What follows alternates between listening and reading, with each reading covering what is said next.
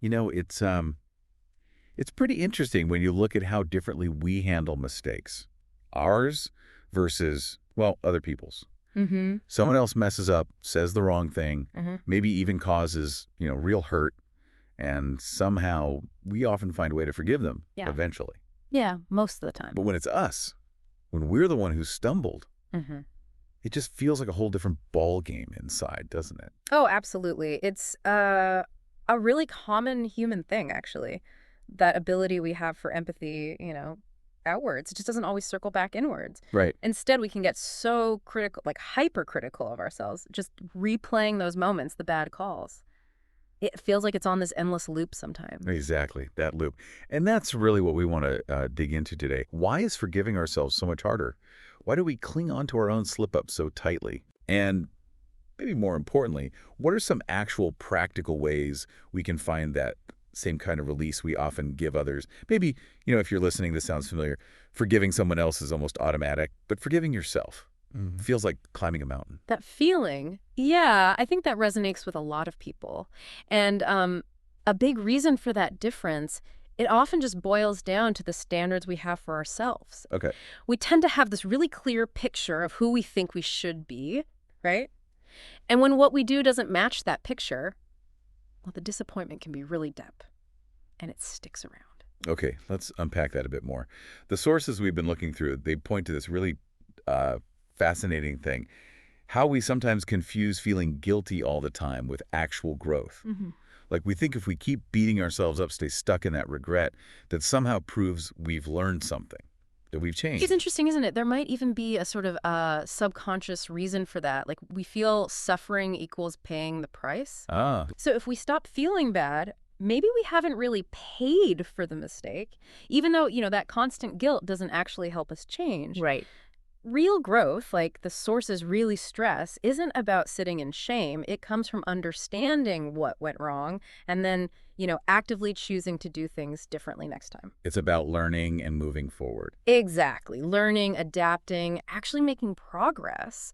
And that kind of sets the stage for some really useful, concrete techniques that can help with this self-forgiveness journey. Absolutely. So, okay, we understand why it's tough. Now let's look at some tools. The first one that really jumped out is about how we talk to ourselves about our mistakes. Yes. Naming the specific thing, not just slapping a big negative label on ourselves. Yes, that's such a crucial difference. Think about how different it feels inside when your inner voice says, I'm a total failure, versus saying something like, okay, I made a choice there that hurt someone and I really, really regret that. Two worlds apart, isn't it? I One is know. just, it condemns your whole identity.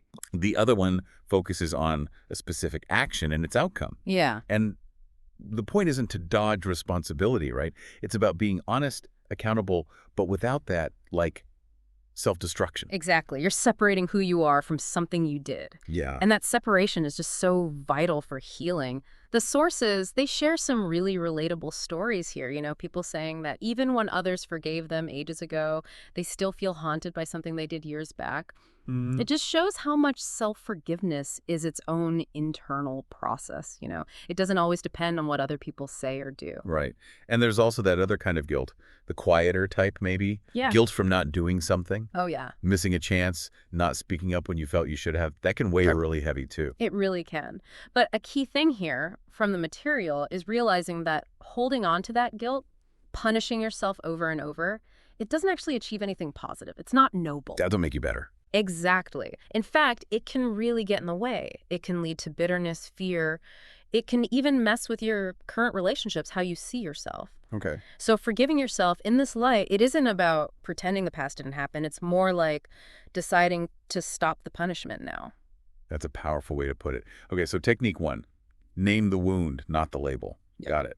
What's another approach we can take? So the second technique really leans into our need for compassion, especially self-compassion. It involves writing a letter. Okay. Writing a letter to yourself, but from the perspective of someone who loves you completely, maybe like a future you who's gained some wisdom, or your best friend, or even someone dear to you who's passed on. And the key thing here, based on what we read, is that this isn't just about, like, empty positive self-talk, right? No, not at all. It has to be genuine, real, heartfelt compassion. You have to really imagine the kind, understanding thing someone who truly gets you and cares about you would say.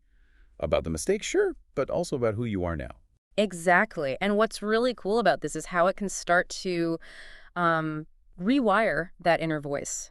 If that voice has mostly been critical, punishing. Yeah. This exercise introduces a different voice, a kinder, more understanding one, and over time that can really shift things internally, moving away from self-punishment towards, well, self-compassion.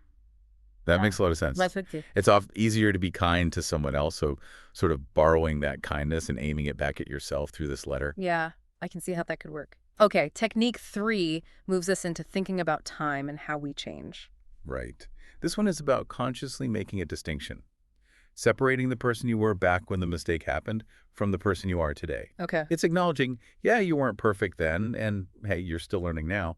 But the really important part is taking responsibility for what happened while also seeing the growth that's occurred since. And there was that one sentence in the source material that really hit home for me. Back then, I didn't know what I know now, but I'm learning, and that matters. Yes, that captures it perfectly. It's so simple but powerful. It really is. It says, look, I acted with the understanding I had at that moment. We might know better now, looking back, but that doesn't cancel out the fact that we have learned, and that learning, that growth itself has real value. It deserves recognition. Okay, great. So we've got reframing the narrative, borrowing compassion, recognizing growth. The last technique we're diving into, this one might feel a bit weird at first, maybe. But the argument for it is pretty strong. Mere compassion. Yeah, this one can feel a little awkward initially. Yeah. It's literally standing in front of a mirror, looking yourself in the eye, really looking and saying out loud, I forgive you. I know you tried. You were doing your best. And the sources do mention, yeah, it might feel odd. You might get emotional even. Totally normal reaction. But that's okay. Maybe even good. A sign it's hitting something real. Exactly. And there's this interesting idea that our brains actually process kindness differently when we hear it spoken aloud, directed at ourselves. It can sometimes sneak past our usual defenses against self-compassion. The sources use this great analogy. Think about how you'd talk to a little kid who messed up. Right. You wouldn't yell and condemn them, hopefully. Probably not. You'd offer comfort, reassurance, right? You'd probably say something like, it's okay, you were trying. Yeah. You give them the understanding they needed. Exactly. And the idea with mirror compassion is basically to become that person for your past self, to offer the kindness and understanding you needed back then. Being the person your past self needed. I like that. Ultimately, all these techniques, they're pointing to the same core idea.